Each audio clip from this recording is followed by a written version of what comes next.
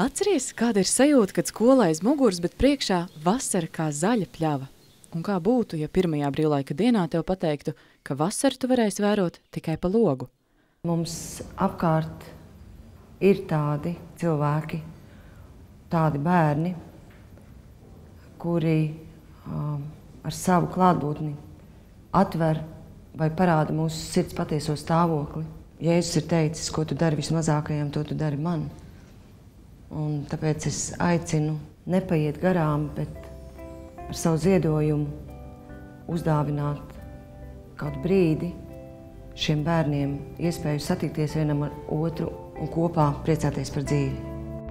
Atbalsta Latvijas televīzijas un Latvijas bērnu fonda akciju Nepaiet garām, piezvanot pa tālruni ziedo 1 latu atpūtas un veselības nometnēm bērniem ar īpašām vajadzībām. Uzdāvini vasaru bērniem.